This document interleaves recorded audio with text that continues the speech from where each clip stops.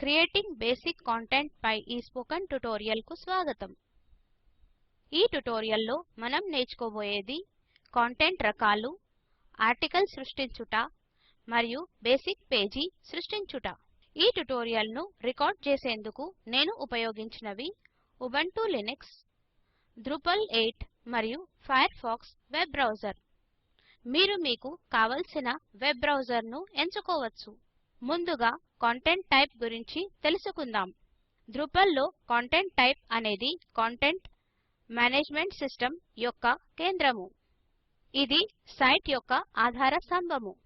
అది వేరే CMS లలో లేని Drupal లో మాత్రమే ఉన్న ప్రత్యేక అంశము.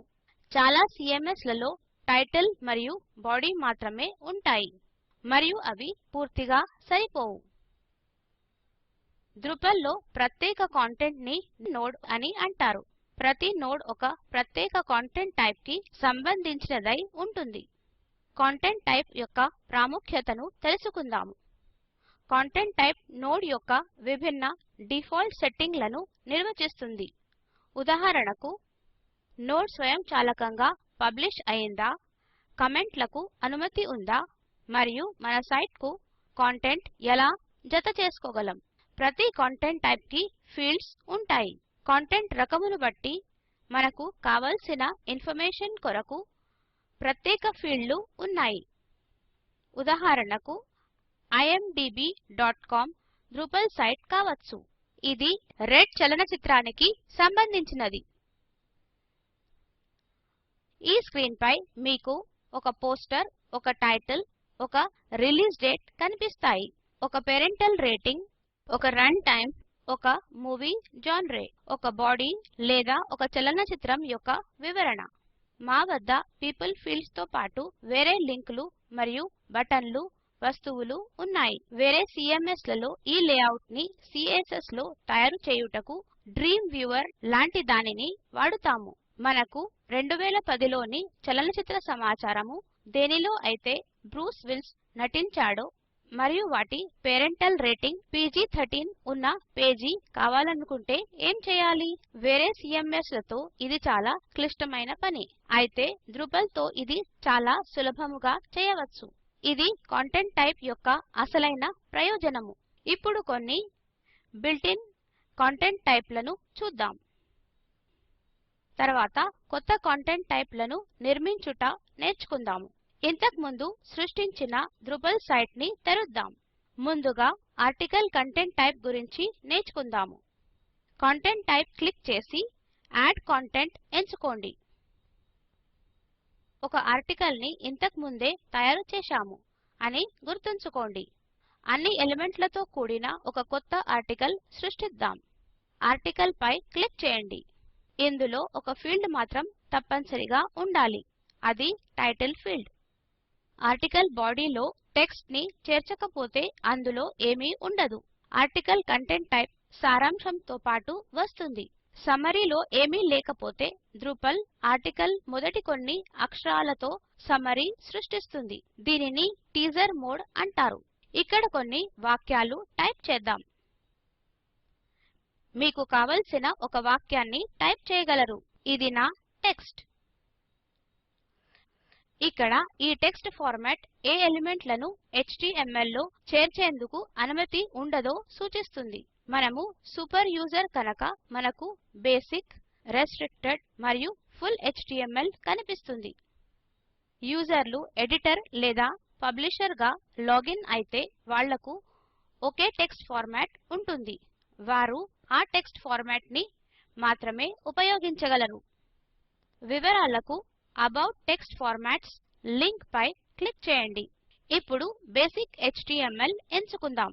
బేసిక్ HTML సోర్స్ కోడ్ ని చూడడానికి మరియు కొన్ని బేసిక్ HTML ఎలిమెంట్లను ఉపయోగించేందుకు అనుమతిస్తుంది. పారాగ్రాఫ్ ట్యాగ్ స్ట్రాంగ్ ఇటాలిక్, క్రమపరచని, క్రమపరిచిన జాబితాను మరియు ఇంకా కొన్ని అనుమతులను ఇస్తుంది.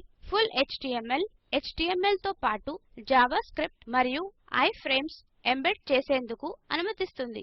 రెస్ట్రిక్టెడ్ HTML ఒక పారాగ్రాఫ్ ట్యాగ్ లేదా లైన్ బ్రేక్ ని ప్రవేశపెట్టేందుకు అనుమతిస్తుంది. WYSIWYG ఎడిటర్ ఒక CK ఎడిటర్.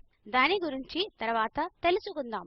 ఇక్కడ బోల్డ్, ఇటాలిక్, లింకింగ్, అన్ఆర్డర్డ్ మరియు ordered list, block quote image ఎంపికలు కనిపిస్తున్నాయి. ఇక్కడ ఒక ఫార్మాటింగ్ డ్రాప్ డౌన్ లో ఎంచుకొనుటకు విభిన్న H ట్యాగ్లు మరియు వ్యూ సోర్స్ ఉన్నవి. నేను టెక్స్ట్ ఫార్మాట్ మార్చినట్టయితే ఇంకా ఎక్కువ బటన్లు కనిపిస్తాయి. వీటి గురించి తర్వాత నేర్చుకుందాం. దీన్ని బేసిక్ HTML గా ఉపయోగిద్దాం. కంటిన్యూ బటన్ పై క్లిక్ చేయండి. మన ఆర్టికల్ ని పూర్తి చేద్దాం. మరలా ఇంట్రొడక్షన్ మరియు Drupal ట్యాగ్లు ఉపయోగిద్దాం. ఇమేజ్ ని ఖాళీగా ఉంచుదాం. ఇది ఎలా పనిచేస్తుందో ఇంతకు ముందే చూశారు.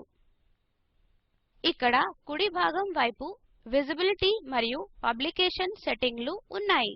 క్రియేట్ న్యూ వెర్షన్ పై క్లిక్ చేయండి. ఈ ఆర్టికల్ కు వెర్షన్ కంట్రోల్ ఎనేబుల్ చేసేందుకు చెక్ బాక్స్ పై క్లిక్ చేయండి. మెను లింక్ కి ఆర్టికల్ ని జోడించేందుకు provide a menu link check box పై క్లిక్ చేయండి.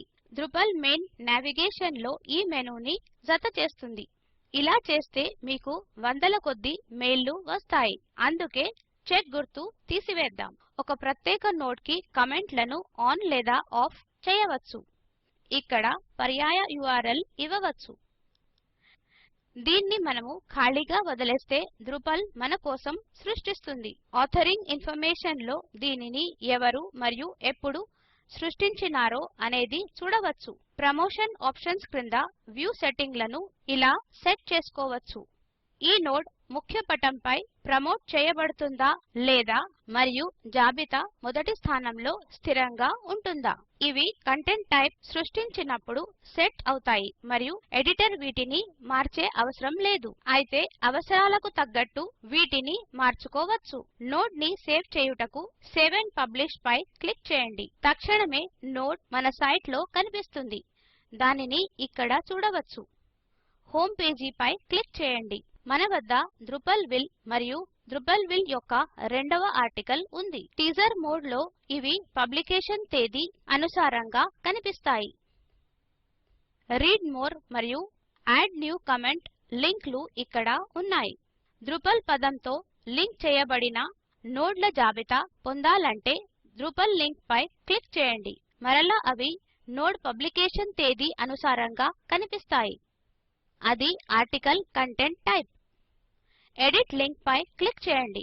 ఇక్కడ మనకు ఏం కావాలో దానిని చేర్చవచ్చు. Drupal అప్రమేయంగా చాలా ఎంపికలను అందిస్తుంది. సేవ్ అండ్ కీప్ పబ్లిష్ పై క్లిక్ చేయండి.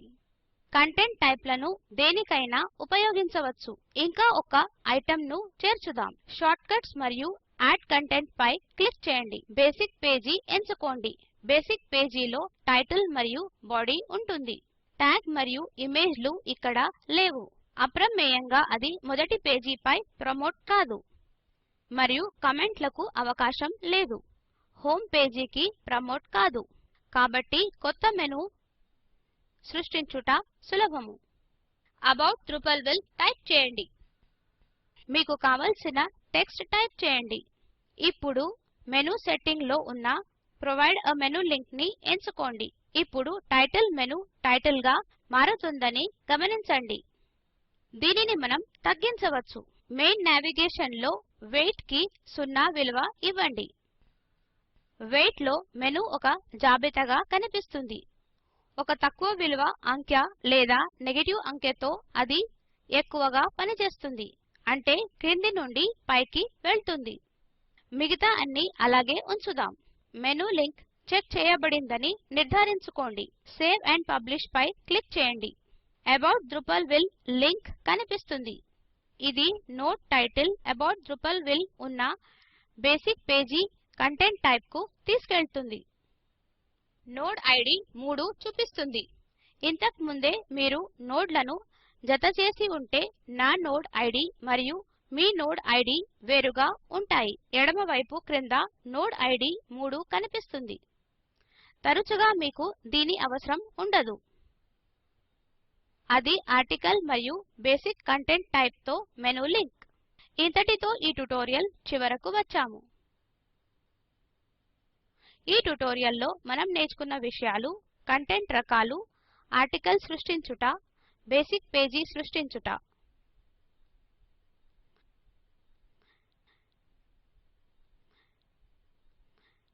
ఈ వీడియో ఆక్వియా మరియు ఓఎస్ ట్రైనింగ్ నుండి స్వీకరించి spoken tutorial project IIT Bombay వారు సవరించారు. ఈ లింక్ లో ఉన్న వీడియో స్పోకెన్ ట్యుటోరియల్ ప్రాజెక్ట్ సారాంశము. దీనిని డౌన్లోడ్ చేసి చూడగలరు. Spoken tutorial project team work షాప్లు నిర్వహించి సర్టిఫికేట్లు ఇస్తుంది. మరిన్ని వివరాలకు మమ్మల్ని సంప్రదించగలరు. స్పోకెన్ ట్యుటోరియల్ ప్రాజెక్ట్ కు NMEICT ministry of human resource మరియు NVLI మినిస్ట్రీ ఆఫ్ కల్చర్ భారతదేశం సహాయం అందిస్తుంది. ఈ రచనకు సహాయపడిన వారు శ్రీహర్ష SN మరియు మాధురి గణపతి. ధన్యవాదములు.